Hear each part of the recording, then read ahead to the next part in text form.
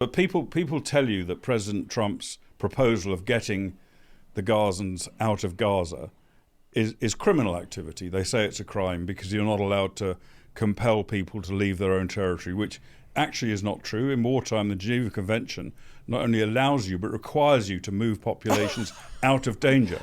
Secondly, people tell you, I think the reality also is that huge numbers of Gazans would want to go. They'd be out before you could blink. Right. They've been paying, I don't know, $20,000 a person to get into Egypt underground. They pay to escape into Egypt. So if somebody offered them a place to go and transportation and a tent to live in, they'd be gone. They'd be gone. And the other allegation, the other kind of a suggestion that you can't uproot 2 million people, whatever, and send them somewhere else.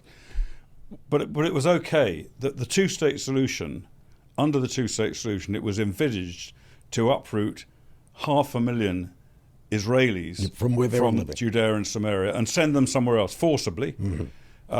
That's okay, mm-hmm. And it's okay to pull out 8,000 Jews from Gaza back in 2005 and send them. That's all okay, but they're Jews. Mm-hmm. They're Jews, okay. So it doesn't matter. It's okay. But you can't do that to Gazans. Mm-hmm. And the reality, of course, is that people also tell you that Gaza is an open prison.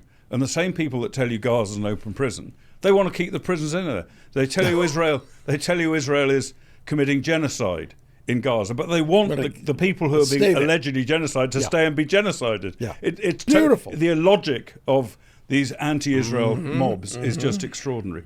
But if you look at it from practical terms as well, as President Trump rightly said, Gaza is a demolition site. It's not just so many of the buildings that have been necessarily destroyed by the IDF, because it's impossible, again, like it's impossible to fight within a civilian population and not kill civilians. It's impossible to attack cities without destroying much of it.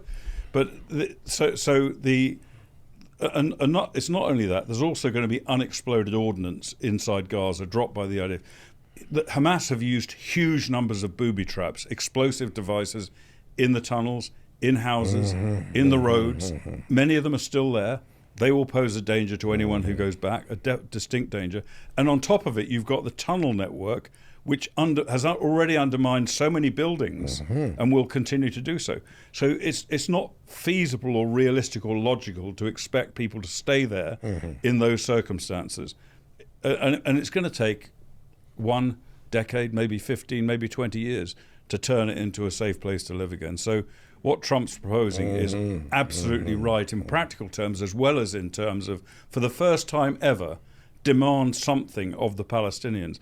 Don't just pressure the Israelis. Don't just demand concessions from the Israelis, as previous administrations have done, but actually demand something from the Muslim countries, from the Muslim countries that should be taking these people in, and also from the Gazans and the Palestinians, who have never been asked to make any concessions before.